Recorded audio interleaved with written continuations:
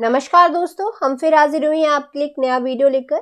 तो दोस्तों, आज के वीडियो में जो हम बात करने वाले हैं हमारी प्राचीन भारत के इतिहास की सीरीज के अंतर्गत हम आज जो क्वेश्चन डिस्कस करेंगे वो क्वेश्चन डिस्कस करेंगे 2001, 2002 और 2003 में पूछे गए प्रश्न।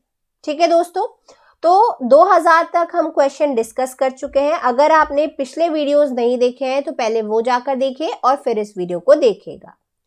तो दोस्तों, वीडियो शुरू करने से पहले मैं आपको एक इन्फॉर्मेशन दे देना चाहती हूँ कि जैसा कि आपको पता है कि यूपीएससी सीएसई 2021 के लिए बस अब 6 मंथ ही बाकी रह गए हैं।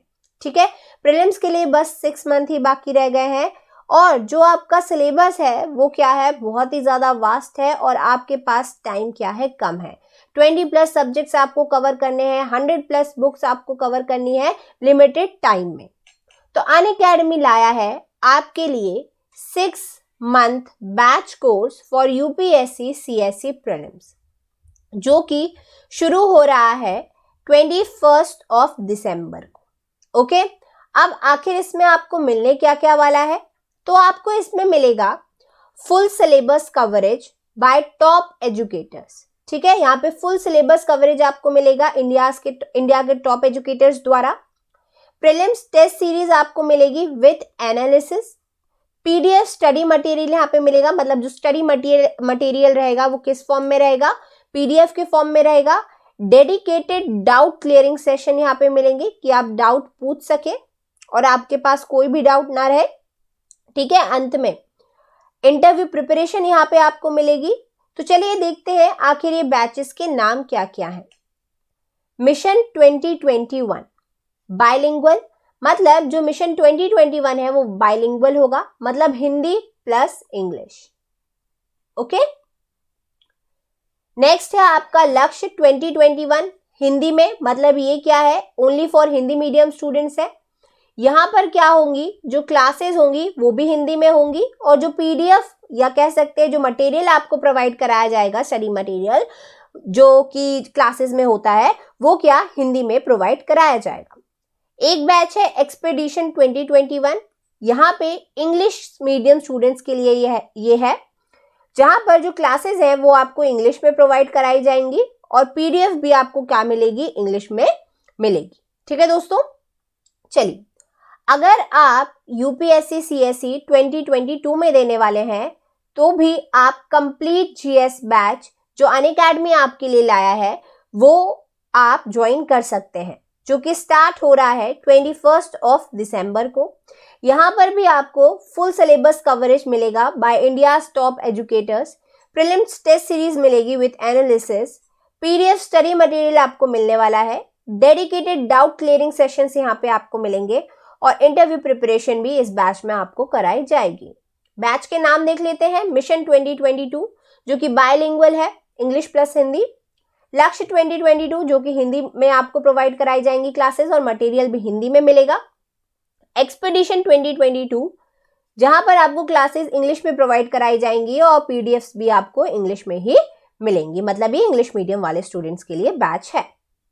अगर आपने सोचा है कि 2023 में आपने प्लान किया है यूपीएससी सीएसई देने का, तो कंप्लीट जीएस बैच आप ज्वाइन कर सकते हैं, जो कि शुरू हो रहा है कब, 21 दिसंबर को शुरू हो रहा है ये बैच भी, जहां पर आपको फुल सिलेबस कवरेज मिलेगा टॉप एजुकेटर्स द्वारा। Prelims test series with analysis, PDF study material, dedicated doubt clearing session और इंटरव्यू प्रिपरेशन यहाँ पे आपको मिलने वाली है।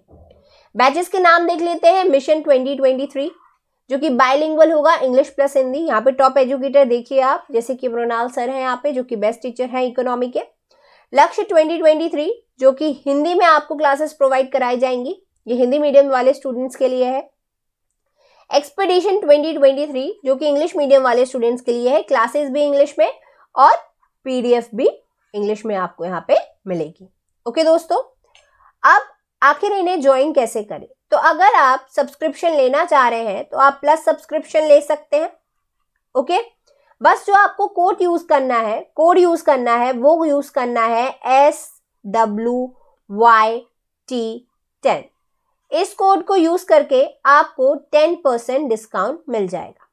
ठीक है, प्लस में। अब प्लस में आपको क्या मिलेगा, लाइव क्लासेस मिलेंगी, टेस्ट सीरीज मिलेंगी, अनलिमिटेड प्रैक्टिस मिलेगी और स्ट्रक्चर शेड्यूल यहाँ पे आपको मिलेगा। एक और है सब्सक्रिप्शन जिसका नाम है आइकॉनिक सब्सक्रिप्शन। इसमें प्लस सब्सक्रिप्शन से भी ज्यादा बेनिफिट्स आपको मिलेंगे। एक्स्ट्रा बेनिफिट्स क्या है इसमें, एक आपको पर्सनल कोच प्रोवाइड कराया जाएगा, स्टडी प्लानर, एक्सपर्ट गाइडलाइंस और यहाँ पे आपको मेंस टेस्ट सीरीज भी मिलने वाली है। ओके, तो अगर आप आइकॉनिक बैच ज्वाइन करना चाहते हैं तो ये बैच भी आप ज्वाइन कर सकते हैं, बस कोड याद रखिएगा SWYT10। ओके, चलिए, अगर आपने अभी तक अनअकैडमी ऐप को डाउनलोड नहीं किया है गूगल प्ले स्टोर से तो जाकर डाउनलोड कीजिए। अगर आप फ्री क्लासेस वहां पे लेना चाह रहे हैं तो उनको अनलॉक करने के लिए आप इस कोड को यूज कर सकते हैं SWYT10, जहां पर आपको मिलेंगी free special classes, live quizzes. Okay, तो ये सब वहां पे आपको मिलने वाला है, तो आप कोड मत भूलिएगा। और अगर अभी तक आपने अनअकैडमी ऐप को डाउनलोड नहीं किया है तो डाउनलोड कर लीजिए और 10% डिस्काउंट के लिए ये कोड अप्लाई कीजिएगा। ये 6 मंथ, 12 मंथ, 24 मंथ और 36 मंथ का क्या है, प्लान है या सब्सक्रिप्शन है। आप जितने मंथ का लेना चाह रहे हैं वो ले सकते हैं। 24 मंथ का लेना चाह रहे हैं तो 24 मंथ का ले सकते हैं या 12 मंथ का भी ले सकते हैं। ओके, चलिए क्वेश्चंस देखते हैं आज के। विशाख दत्त के प्राचीन भारतीय नाटक मुद्रा राक्षस की विषय वस्तु है। ए, चीन हिंदू अनुश्रुति के देवताओं और राक्षसों के बीच संघर्ष के बारे में, एक आर्य राजकुमार और एक कबीली महिला की प्रेम कथा के बारे में, सी, 2 आर्य कबीलों के बीच सत्ता के संघर्ष की कथा के बारे में, डी, चंद्रगुप्त मौर्य के समय में राज दरबार की दुर्भिसंधियों के बारे में। क्वेश्चन बहुत अच्छा है और आप अगर मेरे सारे वीडियोस देखे आपने प्राचीन भारत के इतिहास के अभी तक तो आपने देखा होगा ये जो मुद्रा राक्षस है और विशाख दत्त है, इस पर हर साल प्रश्न आपको देखने को मिल रहा है। 1 साल बाद छोड़ के ऑल्टरनेट आपको देखने को मिल रहा है, 2 साल बाद देखने को मिल रहा है, पर मिल रहा है। इसका मतलब क्या हुआ, ये क्या हो गया, इंपॉर्टेंट हो गया। ओके, तो चलिए देखते हैं आखिर इसका आंसर क्या है। तो दोस्तों देखिए, विशाख दत्त के प्राचीन भारतीय नाटक मुद्रा राक्षस की जो विषय वस्तु है वो क्या है, चंद्रगुप्त मौर्य के समय में जो राज दरबार की दुर्भिसंधियों के बारे में यहां पर क्या बताया गया है। ठीक है, चंद्रगुप्त मौर्य और ठीक है चाणक्य, इनके बारे में भी बताया गया है। और मौर्य जो शासन था वो शुरू कैसे हुआ या कह सकते हैं उसकी स्टार्ट कैसे हुई, और जो नंद वंश था उसका अंत कैसे हुआ, जो नंद शासन था उसके पतन या उसके अंत के बारे में भी इसमें बताया गया है। जो मुद्रा राक्षस ये नाटक है जो कि विशाख दत्त द्वारा लिखा गया है। ओके, तो क्या हो गया इसका answer, D is the correct answer. चलिए नेक्स्ट क्वेश्चन देखते हैं फटाफट। नेक्स्ट क्वेश्चन है, सुमिलित कीजिए, ए लोथल जुता हुआ खेत, बी कालीबंगन गोदीबाड़ा, सी धौलीवीरा पक्की मिट्टी की बनी हुई हल्की प्रतिकृति, डी बनवाली हड़प्पा लिपि की बड़े आकार के 10 चिन्हों वाला एक शिलालेख। ये क्या है, 2 सूचियां आपको दी गई हैं, आपको बस क्या करना है, मैच द फॉलोइंग करना है। ओके, चलिए देखते हैं। ABCD यहाँ पे दिया हुआ है, A option, B option, C option, D option. Harappa से रिलेटेड है ये क्वेश्चन। इस क्वेश्चन को मैं रखती हूँ मॉडरेट कैटेगरी का क्वेश्चन, तो ध्यान से इसका आंसर दीजिएगा। Okay, moderate plus important. Okay, चलिए देखते हैं।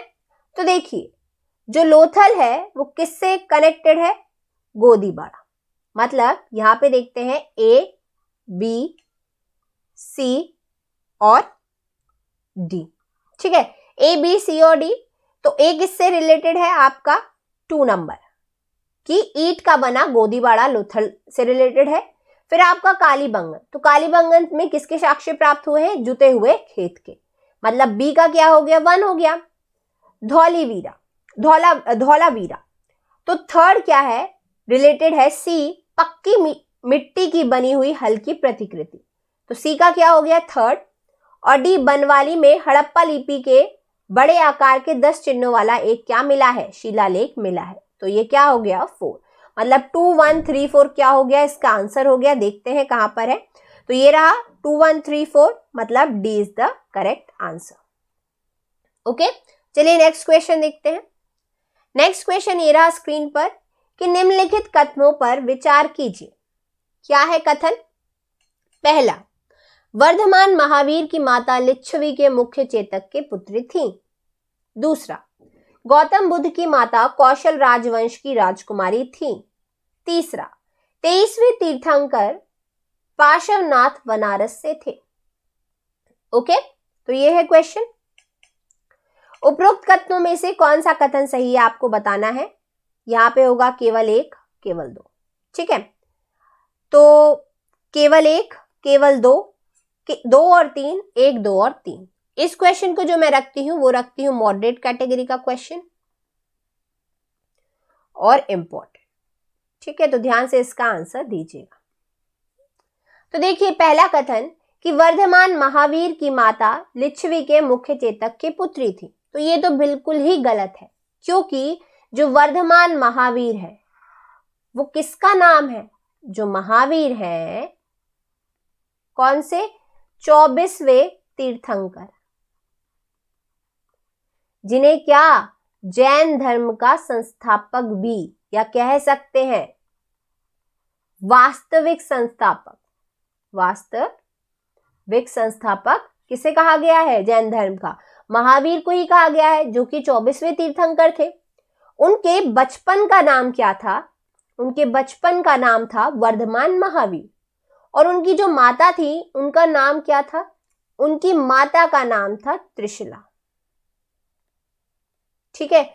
उनकी माता का नाम था त्रिशला, और वो मुख्य चेतक की पुत्री नहीं थी, वो क्या थी? इनकी बहन थी, ठीक है। इसलिए जो फर्स्ट है वो क्या है? बिल्कुल गलत है। नेक्स्ट, गौतम बुद्ध की माता कौशल राजवंश की राजकुमारी थी, तो ये क्या है? बिल्कुल सही है। थर्ड, 23वें तीर्थंकर पार्श्वनाथ बनारस से थे, बिल्कुल। जो 23वें तीर्थंकर थे पार्श्वनाथ, वो बनारस से थे, या काशी नरेश के क्या थे? वो पुत्र थे, ठीक है। इनके क्या थे? वो पुत्र थे अश्वसेन के। तो 23वें जो तीर्थंकर पार्श्वनाथ थे वो बनारस से थे, ये बिल्कुल सही है। ओके, तो आंसर क्या हो गया? 2 and 3 is the correct answer, मतलब सी इज द करेक्ट आंसर। चलिए नेक्स्ट क्वेश्चन देखते हैं फटाफट।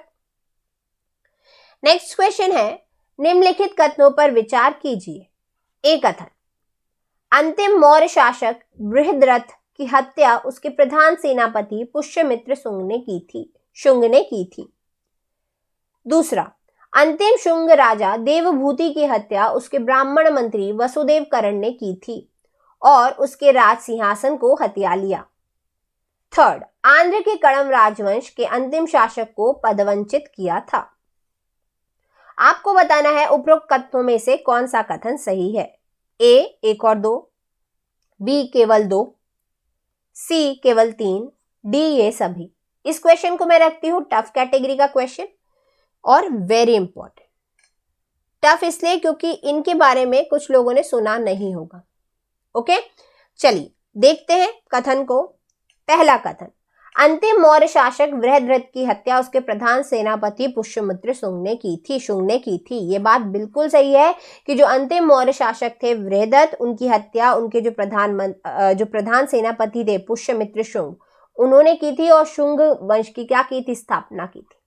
ओके, जिसका जो शासन चला था वो करीब 112 साल चला था। ओके, शुंग का जो शुंग वंश था उसका शासन।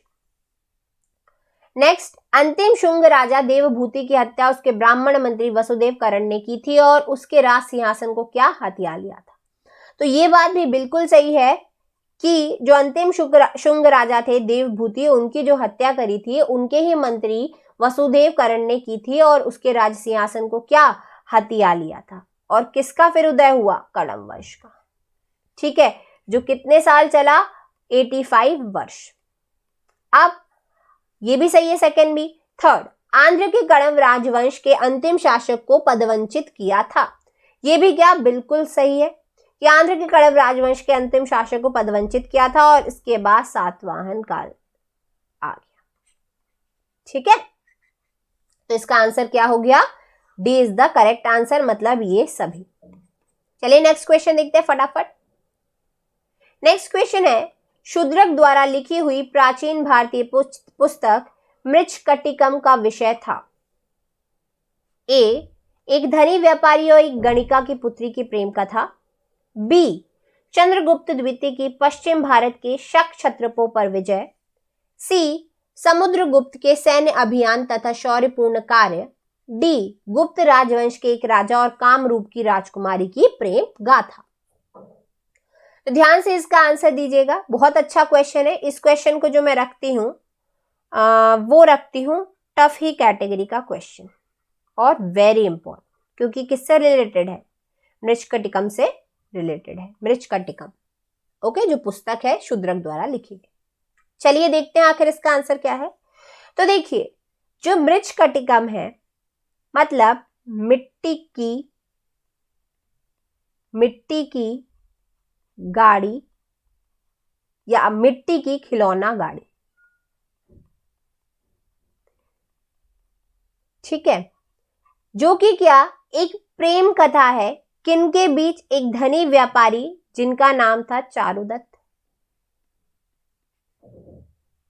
और एक गणिका की पुत्री जिनका नाम था क्या, गणिका की पुत्री जिनका नाम था क्या, जिनका नाम था वसंत सेना। इन दोनों के बीच क्या है, प्रेम गाथा है, क्या, मृच्छकटिकम। ओके, तो मतलब इसका आंसर क्या हो गया, ए, कि शूद्रक द्वारा लिखी हुई प्राचीन भारतीय पुस्तक मृच्छकटिकम का जो विषय था वो था एक धनी व्यापारी जिनका नाम चारुदत्त था और गणिका की पुत्री जिनका नाम वसंत सेना था, उनकी प्रेम कथा। मतलब क्या है, ए इज द करेक्ट आंसर। तो दोस्तों यही था हमारा आज का वीडियो, मिलते हैं नेक्स्ट वीडियो में। Thank you so much.